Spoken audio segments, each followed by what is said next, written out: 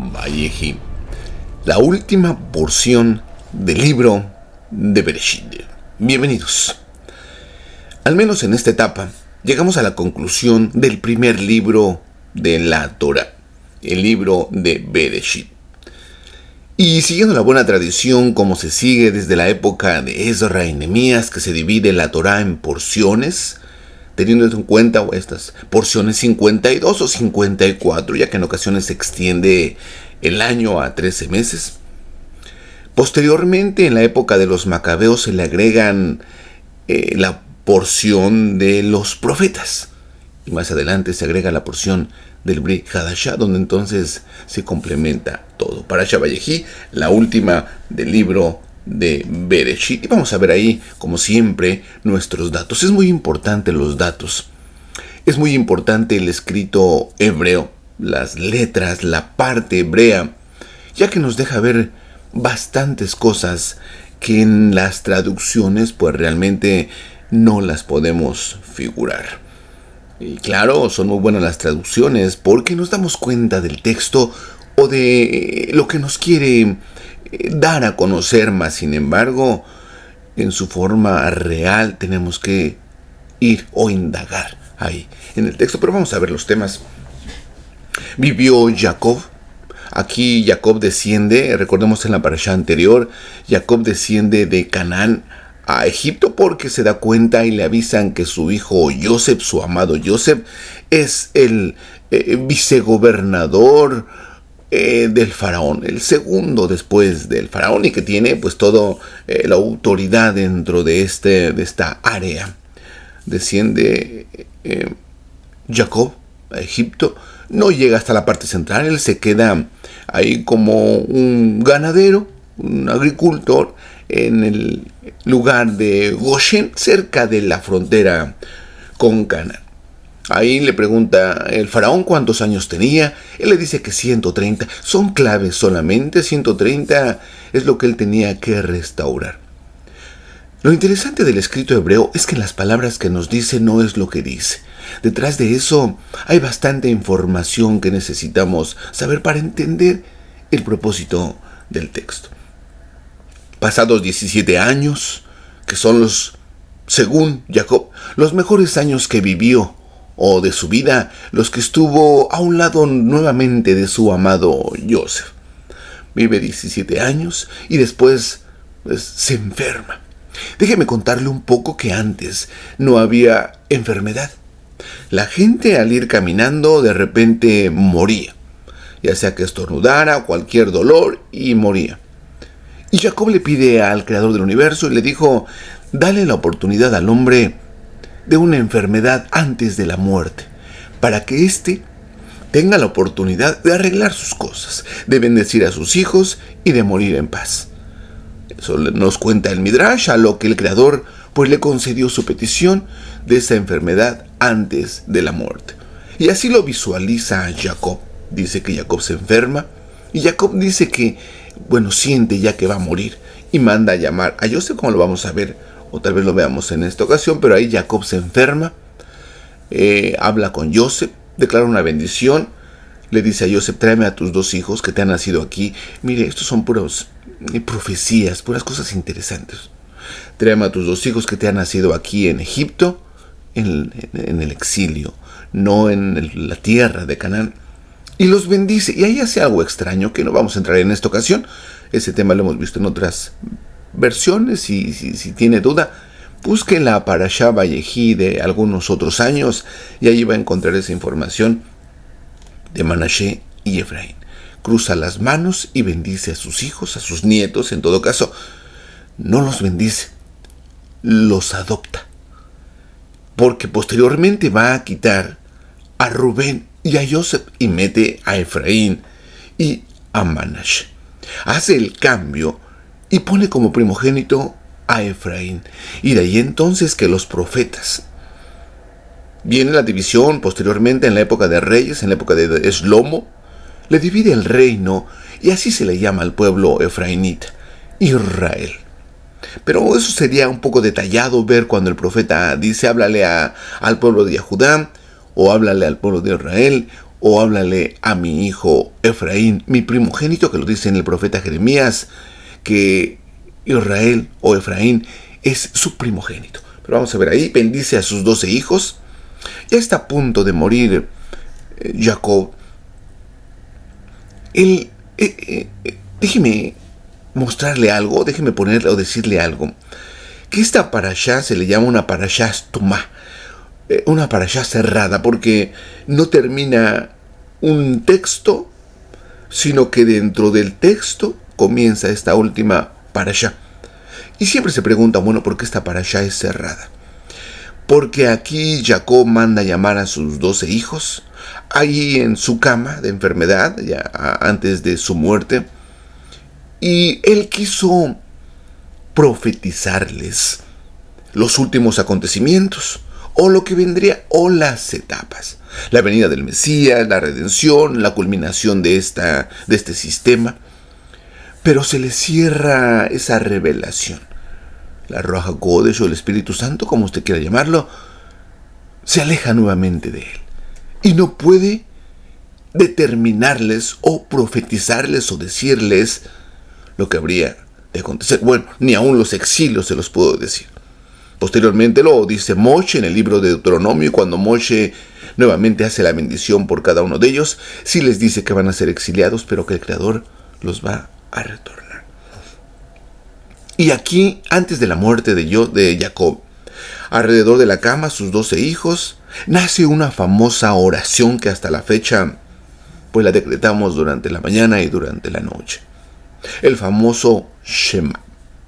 Aquí, al estar Jacob en su cama, sus hijos alrededor, él nuevamente le llega un chispazo, puso términos comunes, de la Ruach HaKodesh y queda viendo a sus hijos y dice: siento que en alguno de ustedes la idolatría va a entrar. Alguno de ustedes va a permitir la idolatría y de allí entonces se van a ir a otros dioses. Tristemente Jacob lo dice y los hijos pues se quedan sorprendidos. Dicen: padre, pues no creemos, pero no sabemos tampoco. Pero ahora, aquí mismo, alrededor de tu cama, escúchanos, padre Jacob. No iremos a otros dioses, solamente Yahweh será nuestro Elohim y nosotros con él seremos uno. A lo que Jacob responde que así sea. En hebreo nos dice: Shema Israel, Yahweh Eloheinu, Yahweh Echad. Jacob responde: Baruch Shenkebo Malhuto Leolam. ¿Qué es lo que le acabo de mencionar en español? Que Yahweh, escúchanos, Padre Israel, Yahweh nuestro Elohim, Él es uno, y no iremos a otros dioses. Que posteriormente Efraín, su amado Efraín, el primogénito Efraín, se va a la idolatría, y ahí es donde empieza la historia de desenlazarse. Es muy interesante porque viene el profeta y empieza a hablar de la reunificación de los dos pueblos, de Judá y Efraín. Bendice a sus 12 hijos. Finalmente muere Jacob a la edad de 147 años, como lo vamos a ver.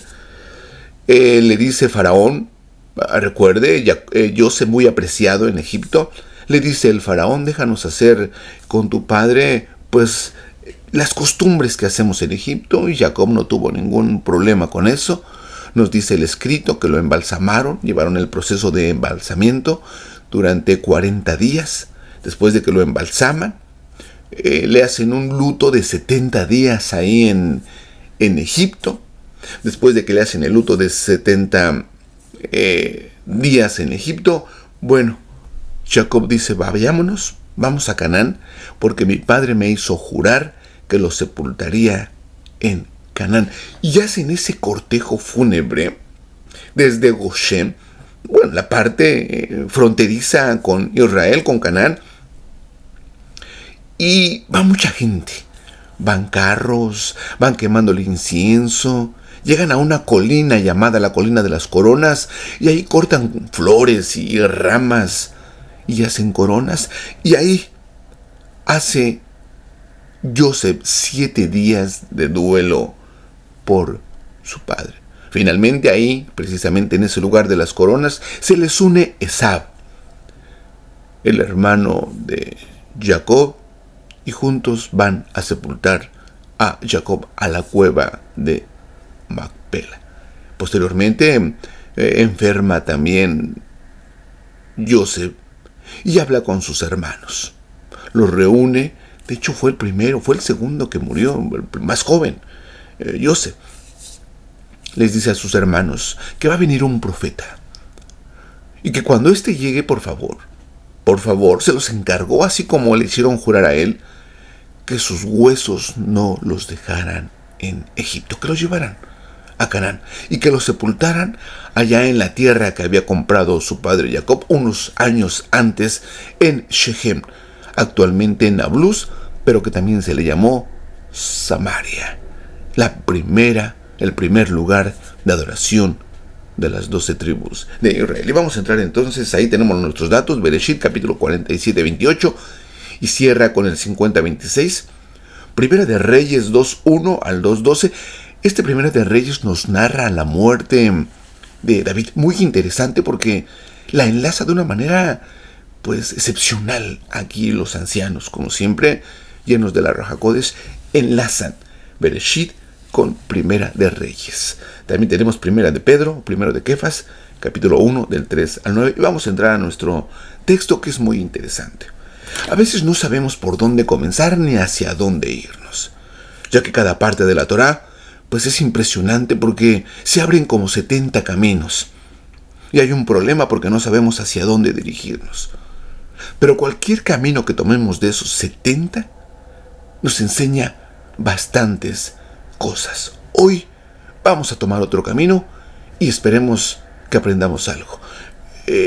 Va a haber números, no es tan fácil porque entran términos poco conocidos, pero tenga paciencia y sobre todo pídale al Creador.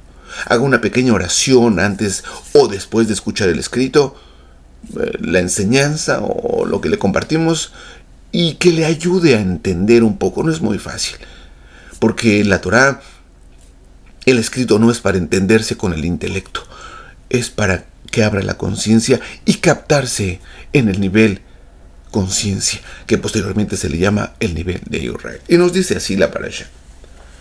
Capítulo 28, 47, 28, aquí tenemos.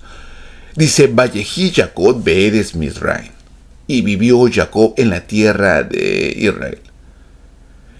Sheba Azre Shana, 17 años. Vallejí Mei Jacob, Sheni Hayif. Llegó o vivió Shaba Shanain Bearbain Umeat Shana, 147 años. Es muy curioso lo que nos muestra el escrito. Por ejemplo, aquí vemos nosotros la palabra Jacob. Pero esa palabra Jacob es interesante, porque hay otra porción. Aquí tenemos nosotros. Vallejí Jacob, Meeres Mizraim. Vivió Jacob. Pero hay otra porción de la Torá en Levítico 26 para ser exacto, 26:42. Cuando nos dice que Yahweh Basekarti ed Briti Jacob, dice que entonces me acordaré del pacto que hice con Jacob. La diferencia de esta palabra Jacob con esta palabra Jacob, que podríamos decir que es el mismo personaje, y tal vez en persona sí. La Torá pocas veces se dirige a las personas, más bien a los estados de conciencia, o al nivel de las almas, o al nivel de sabiduría o entendimiento que éstas van obteniendo a través de su travesía por este desierto. Aquí vemos nosotros, por ejemplo, Jacob. Está la letra Yod, la Ayin, la Kof y la Bet. En diferencia con la otra porción de Levítico 26:42, es que aquí se le agrega una Waf. Aquí tenemos la Yod, la Ayin, la Kof, la Waf y la Bet. Ahora, ¿el copista puso una Waf adicional para que se viera bonito? Por supuesto que no. Todo esto tiene un mensaje muy importante. Pero entonces le dan otro nombre a Jacob. Vemos nosotros en Bereshit un poco atrás, en algunas 3 parashot atrás, cuando le llaman o le cambian su nombre. Dice, Lo yikra shemeja od Jacob, ya no será llamado tu nombre Jacob. Ki in Israel yigye shemeja. He aquí tu nombre será Israel. Entonces nos encontramos con estos 3 nombres. Tal vez el mismo personaje, la misma persona, pero en 3 diferentes niveles. Jacob sin la wab, Jacob con la wab, y o Israel, que es un nombre nuevo. Vamos a explicarlo como nos los deja ver el Zohar. El Zohar nos señala que un nombre está compuesto de 6 partes. Una parte es su cuerpo y hay 5 energías o 5 partes espirituales que viven dentro de él. 2 no viven dentro de él, 2 se alcanzan. A través de la Kadoshá o a través del escrito, a través de los actos que hacemos, es que se va alcanzando estos 2 niveles. Entonces el hombre, lo que en español le traducen como alma, realmente son 5 etapas o 5 estatus. Por ejemplo, está el nivel más alto, que es Yehidá y Hayá, que casi no se habla en esta vida de estos 2 niveles porque son muy altos. Estos se alcanzan después de que una persona fallece. Entonces aquí nos habla que tenemos 5 niveles de nuestra alma: Yehidá, Hayá, Neshama. Ahorita lo vamos a ver más detallado. Ruach y Nefesh. Ahora, en español, ¿qué nos dice esto? Que lo que se le llama Neshama es la parte divina del Creador dentro del ser humano. Ruach es el intelecto, la memoria, los sentimientos, los pensamientos, las emociones.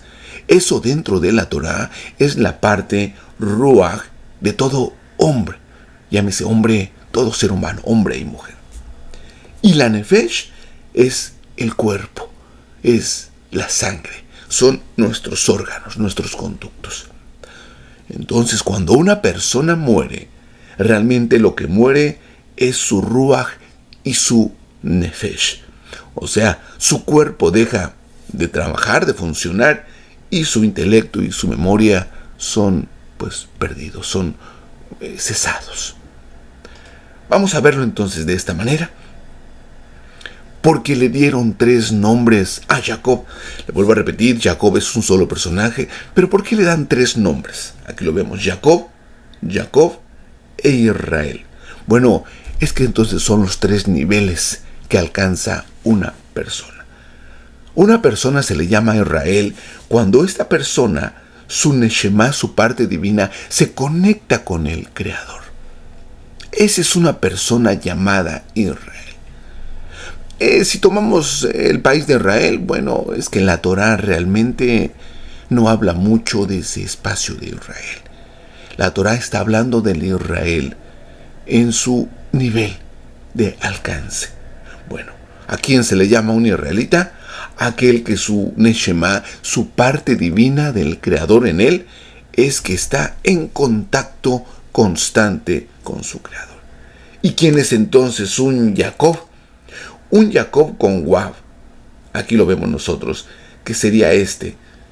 Jacob con Wab es el intelecto, la memoria y los sentimientos. Y un Jacob, así sencillo, sin la letra Wab, es solamente una persona normal. Una persona que vive sin preocuparse, ni siquiera, de conectarse con el Creador. Ahora, es persona. No son diferentes. Pongamos un ejemplo. Esta persona, este dibujo que está aquí, es una persona trabajadora, normal. No le interesa mucho, desarrollar su intelecto, que es muy bueno.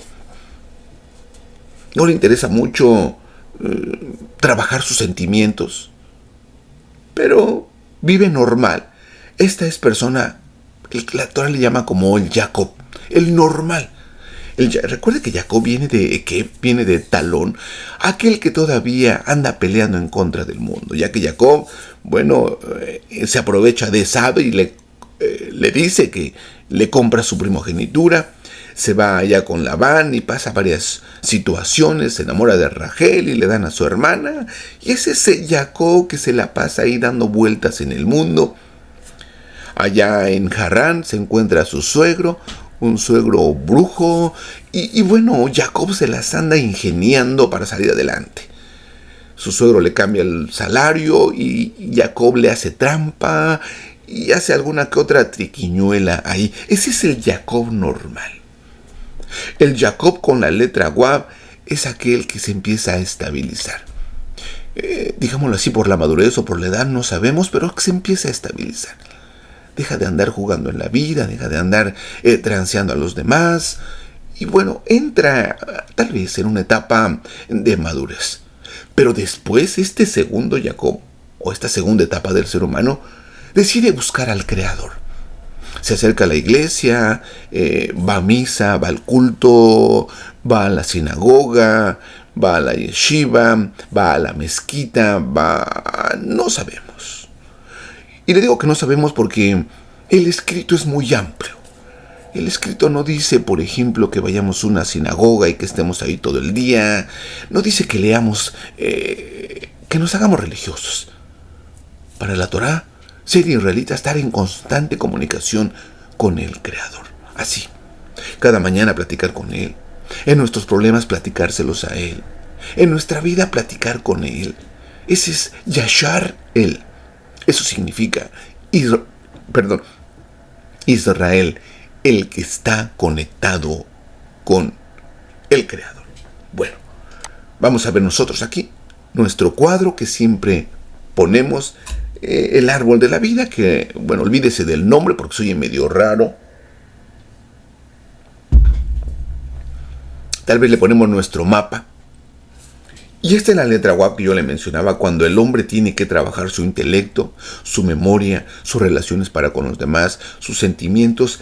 Y aquí Jacob tiene una letra Wab, mire. Y la letra Wab, esta letra Wab, tiene una numeración de 6. ¿6 qué? Bueno, 6 etapas. O 6 midot que se le llama, o 6 medidas, o 6 cualidades que se dañaron. Y entonces cuando entra en la etapa de Jacob normal, al Jacob tranza, al Jacob común, a una persona que quiere ser mejor persona, por usar esos términos, entonces empieza a trabajar su bondad.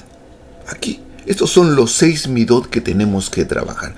Midot, le vuelvo a repetir, son como habilidades, son como buenas maneras que tenemos, pero que han sido dañadas.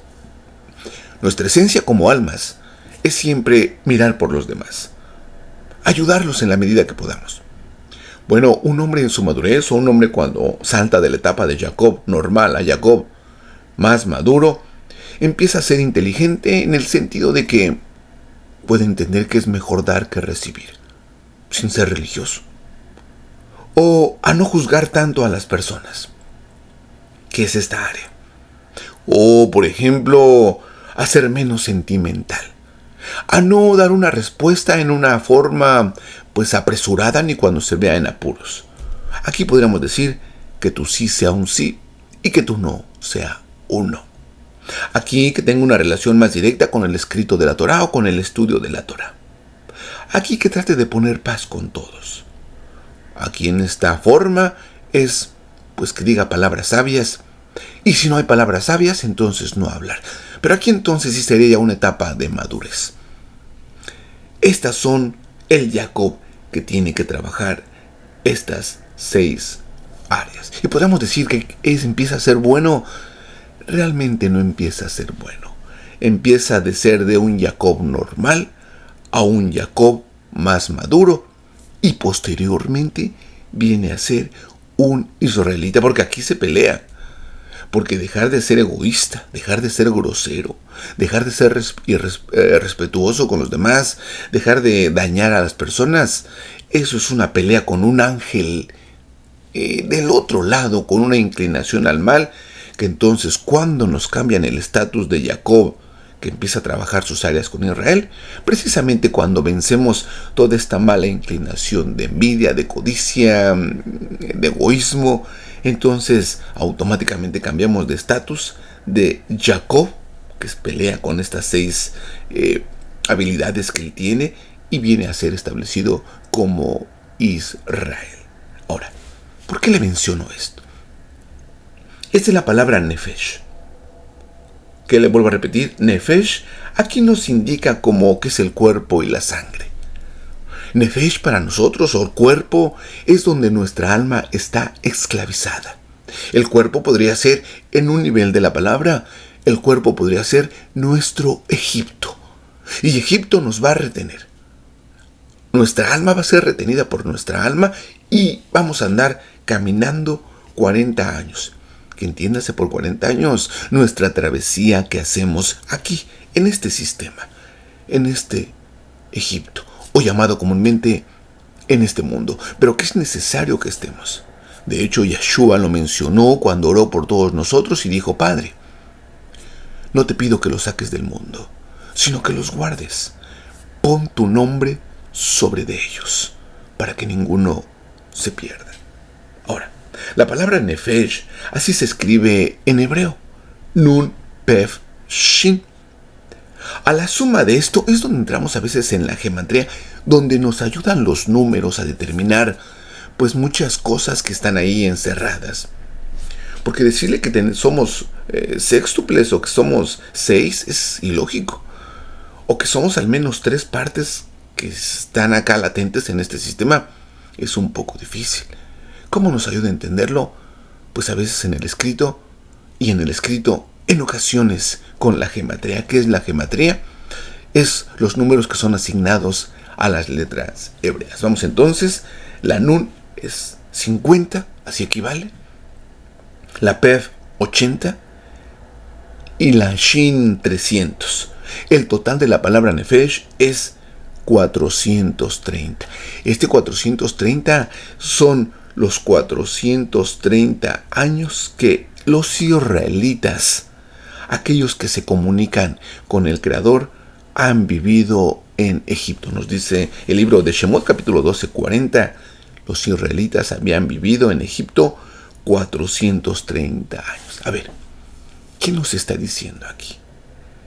Que aquellos que están conectados con el Creador, cuando su alma empieza a entender, cuando es abierta la conciencia, cuando sabemos que todo depende del Creador, más allá de que no lo podamos demostrar, podríamos llamar que esto es cuestión de fe, pues en realidad lo es. Los israelitas, aquellos que están apegados al Creador, han vivido en este sistema en un cuerpo que los ha esclavizado. Aquí tenemos el cuerpo, la sangre. Recuerde que pues traemos a nuestra alma y la llevamos a donde nosotros queramos. Ahora vamos a ver la palabra neshama. La palabra neshama, otra vez en su numeración, nos da 395. La neshama es la parte divina de cada persona, de todo ser humano.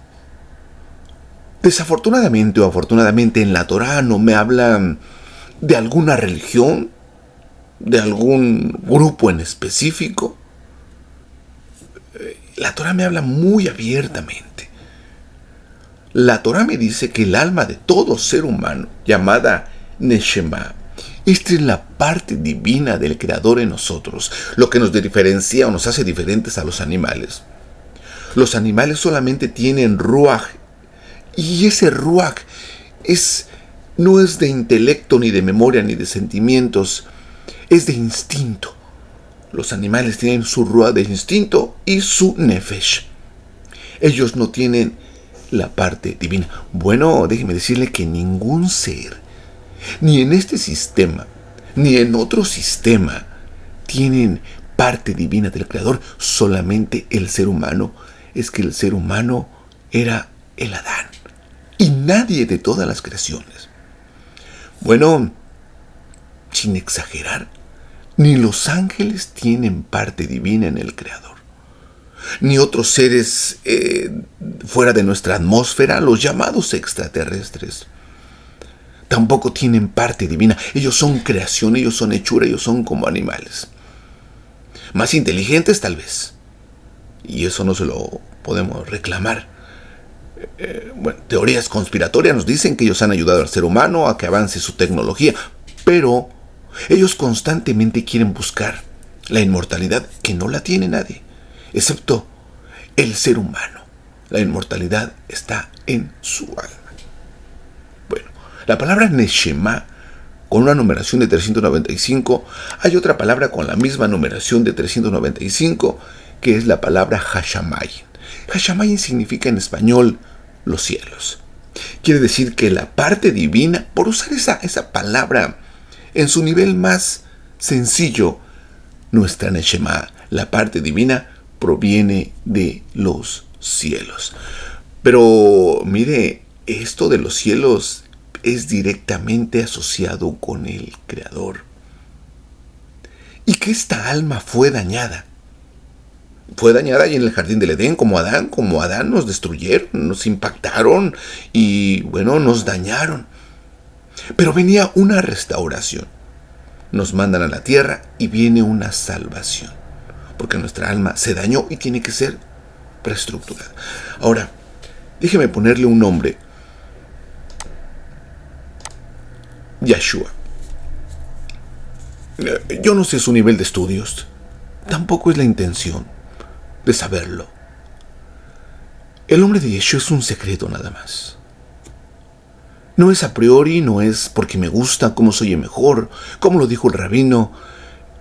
La Torah no le da esa apertura a los rabinos. La Torah es muy intensa e inmensa. La palabra o el nombre de Yeshua tiene una numeración, de 391. Si nosotros agregamos las 4 letras de la palabra Neshama a el nombre de Yeshua 391 más 4, nos da un total de 395. El daño que nos causaron arriba por decir esa palabra, en el jardín del Edén, esta herida no puede ser sanada sino a través de una restauración de parte, no de un profeta, del Creador mismo. Y déjeme explicárselo un poco más aquí porque es necesario. Estos 395, aquí los tenemos, 395, cuando los sumamos, nos da específicamente 17.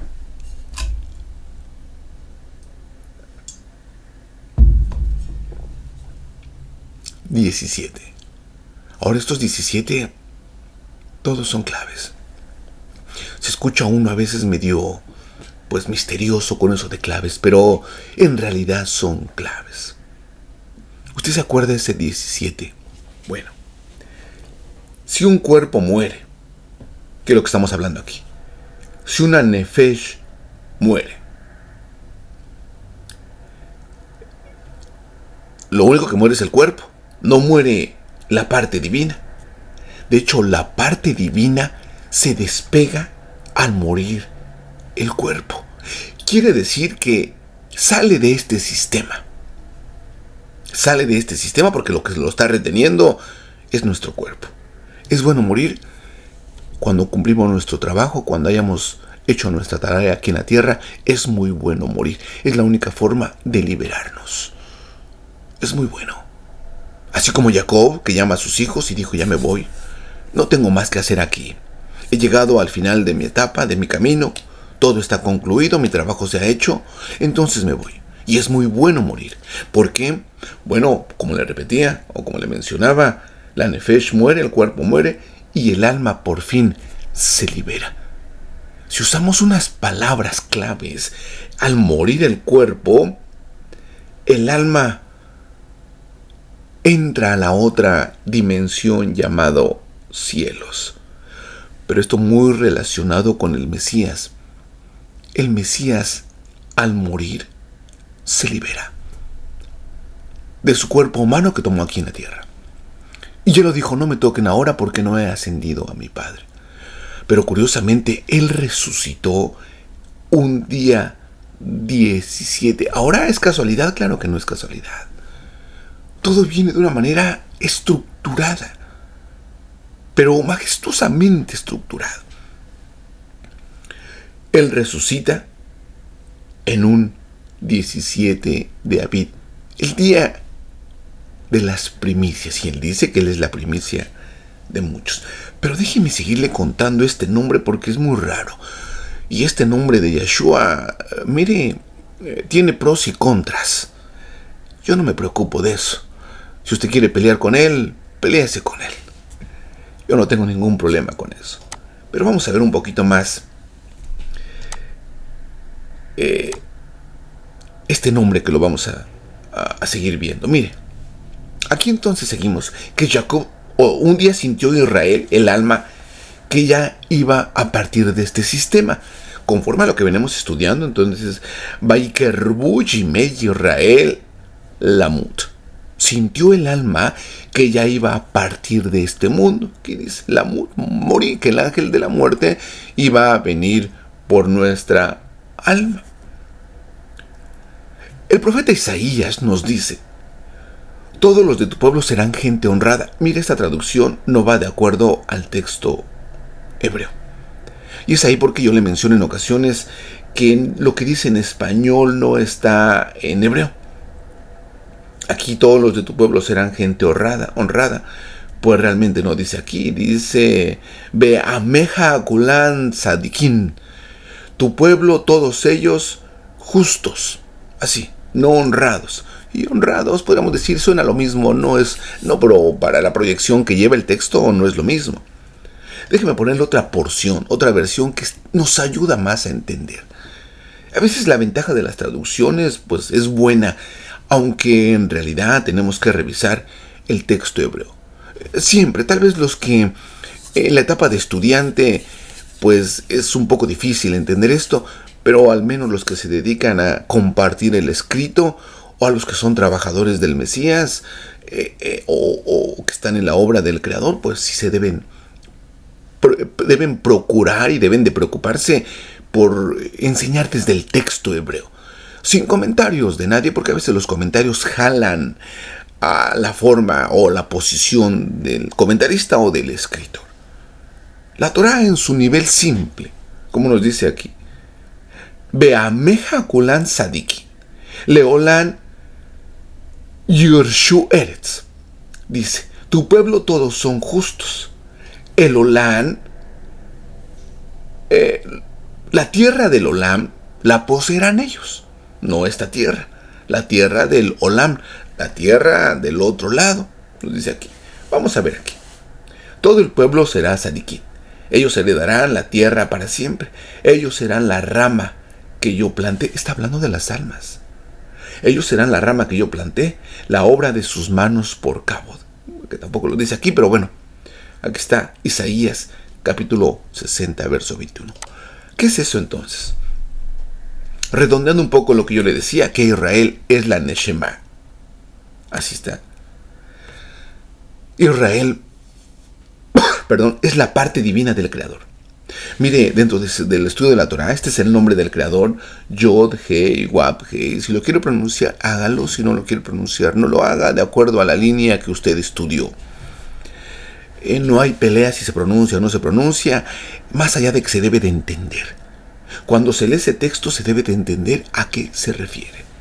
Y este nombre, más allá de, le vuelvo a repetir, de su traducción, de su pronunciación, que es una manera, la pronunciación, una manera pues de proclamación, porque así lo dice Sofonías 3:9.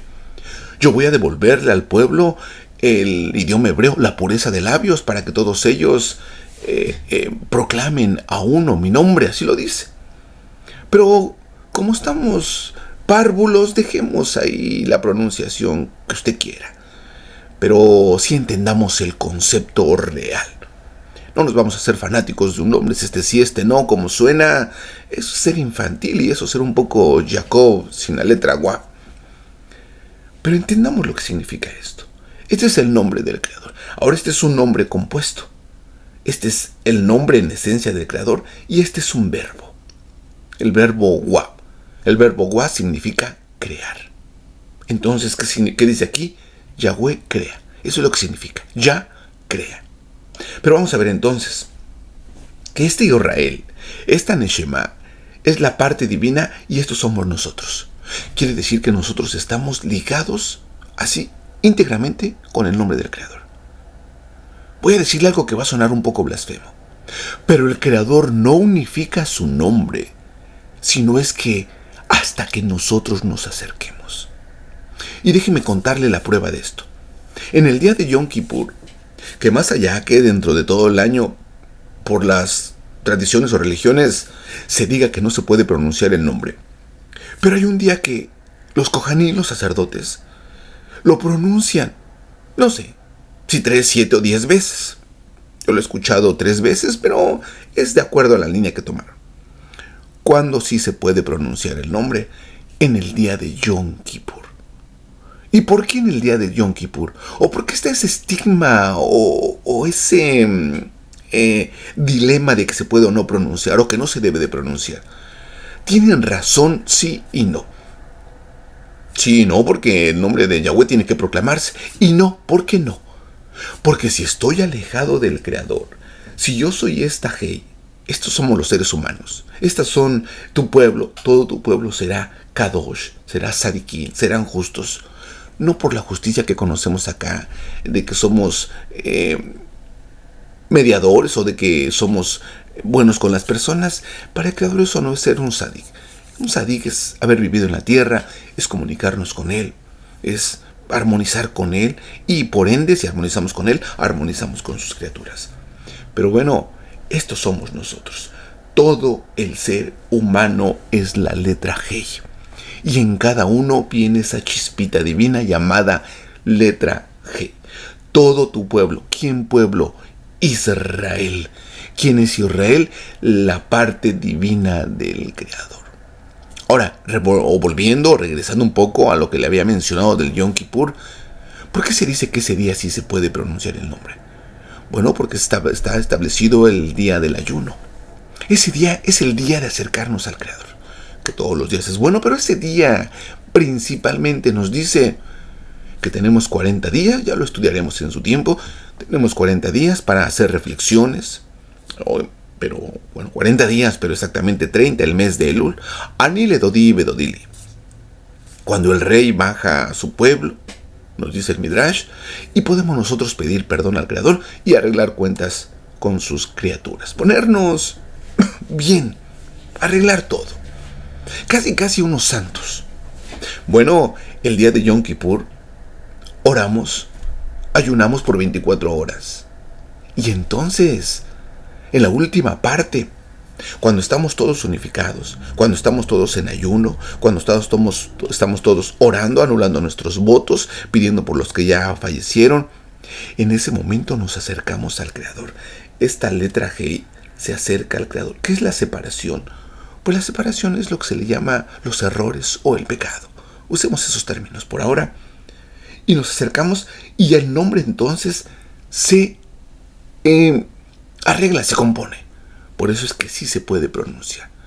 Entonces la primera tradición es que no se puede pronunciar porque si acabamos de enojarnos con alguien o acabamos de ofender a alguien, no podemos decir que conozco el nombre del Creador porque estoy alejado. Esto me ha separado, mi actitud arrogante, jactanciosa, grosera para con los demás, me separa del Creador. Entonces no puedo decir que conozco su nombre. Conozco, como decía Job, de oídas te he oído, pero en realidad no te conozco porque pronuncio tu nombre y me acabo de pelear con todos.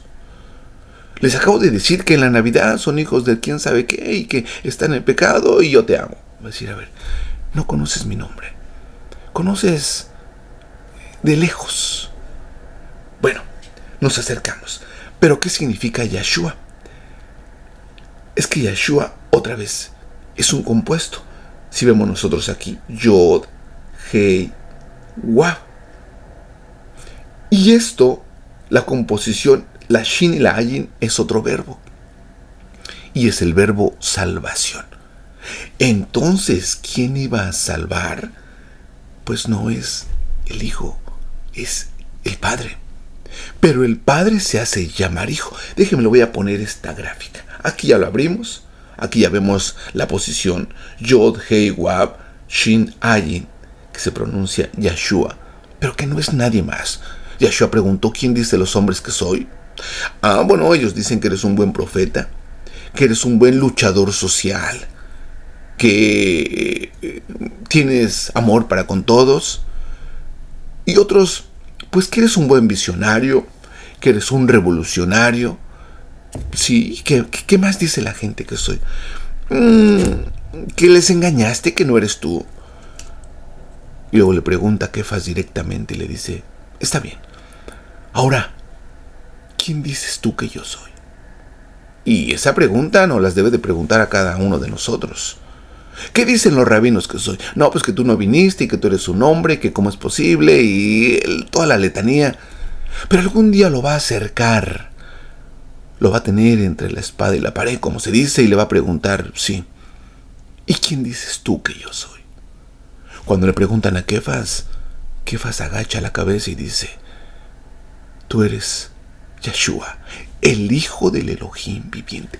¿A qué se está refiriendo cuando le dice el Hijo del Elohim viviente? A esta gráfica. El mismo nombre. Aquí un poco más detallado nos dice que la Yod es el Padre. La Hei es la Ruach HaKodesh, o el Espíritu Santo, si lo quiere llamar así. La Wab es el Hijo. Y la Hei somos nosotros. Y en esta gráfica nos dice que la única forma de alcanzar al Padre es a través del Hijo. O como lo dijo Yahshua: nadie viene al Padre si no es a través de mí. Entonces, ¿era Padre o era el Hijo? En su forma de trabajo es Hijo. En su esencia única no hay Hijo. Es el Padre mismo. Aquí lo tenemos. Yod, Hei, Wab, Hei. Este somos nosotros. De acuerdo a la Kabbalah, este es Malhut, este es nuestro sistema, nuestro mundo. Aquí está, somos la oveja perdida que la mandaron a este mundo, y Él es el más cercano, nuestro pariente cercano que viene a rescatarnos. ¿Cuándo nos rescata? Cuando hacemos Teshuvah. ¿Y qué es Teshuvah? Cuando nos arrepentimos y nos volvemos a acercar. ¿Quién nos acerca? Nosotros no. La única forma de acercarnos al Padre es a través del Hijo. Pero mire bien, Yod, Hei, Wab, Yod, Hei, Wab, Yahshua. Este Jacob que yo le mencioné hace un momento, Jacob cuando empieza a trabajar sus virtudes, que de ser tacaño empieza a ser dadivoso, que de ser juicioso, de hablar de todos, entonces empieza a entender a todos y les da la razón a todos, porque todos tienen derecho a vivir, todos tienen derecho a pensar, porque no son autómatas, porque no son zombies y porque tienen su razón, más allá que nuestra percepción sea que están mal. Bueno, ¿quién le ayuda a hacer eso, ese cambio? Pues la letra Wab, el Hijo. Mire, aquí es cuando ya estamos cercanos. El profeta lo dijo muy bien. El profeta Zaharías 2:14. Mire lo que nos dice aquí el profeta. Que también en Yehezkel 34:11 dice: aquí yo voy, yo directamente los buscaré, hablando el Creador. El profeta Zaharías 2:14 nos dice aquí: Rani Beshimhi, Rani Beshimhi Bat Sion, alégrate, hija de Sión, refiriéndose a todas las almas que están aquí en la tierra. Esas son las hijas de Sión, las que danzan. ¿Las que danzan en qué? Cuando estudian la Torah, estas almas se alegran. Rani Beshimhi Bat Sion, Kijineni, he aquí, Kijineni, he aquí, bo, iré. Pero a ver, es que al final dice Yahweh a través del profeta: Jineni bo, yo voy a ir. Beshakanti Betohen. Voy a habitar en medio de ellos. Pero mire la raíz de Shakan. Aquí tenemos la Shin y aquí la Kof. Muy interesante, porque si tomamos estas dos palabras, Shin, Kof y Tab, es Shuka o es Suka, o una tienda donde él nació. Beshakanti Betohen Nihum Yahweh. Así ha dicho Yahweh. No voy a mandar un profeta, él dijo. No dijo eso. No va a ir una persona. No puedo ir yo porque ¿cómo voy a ir yo? El profeta lo escuchó y el profeta permitió que su boca hablase lo que el Creador le dijo. Le dijo, Rani Beshamti Bat Sion, Kijineni Bo Beshakanti Betohen, Nahum Yahweh. Así lo ha dicho Yahweh. Bueno, ¿quién iba a venir con nosotros? Yahweh. ¿En qué forma? En la forma de salvación. En la forma de Yeshua. ¿Raro? Pues no. ¿Lo va a encontrar raro todo esto? Si es Jacob, aquel que anda buscando a las caíditas, a ver, pues a quién transear. Le va a ser difícil aún cuando es ese Jacob, cuando empieza a trabajar sus midot, sus atributos buenos, pero que se dañaron. Pero le va a entender muy bien cuando llegue al nivel de Israel, cuando se empiece a conectar con el Padre y va a decir, Creador del universo, ¿tú eres padre o eres hijo? Va a decir, tuve que ir como hijo, como conexión, pero en realidad es el mismo. Ya que fui por ustedes, entonces nosotros somos humanos, nos va a decir, no, ustedes son parte de mi nombre. Y el profeta lo dijo, no te voy a salvar por ti, sino por amor a mi nombre. Porque si tú no estás, mi nombre no se complementa. Y después, o nuevamente el profeta dice, en aquel día su nombre será uno. ¿Cuándo aquel día? Cuando todos regresemos a casa. Yahweh será uno y uno su nombre. Sin lugar a dudas, muy interesante todo eso. Shalom Aleichem y Hazak, Benit, Hase. Hasta el próximo libro de Shemot, si el Creador lo permite. Bendiciones.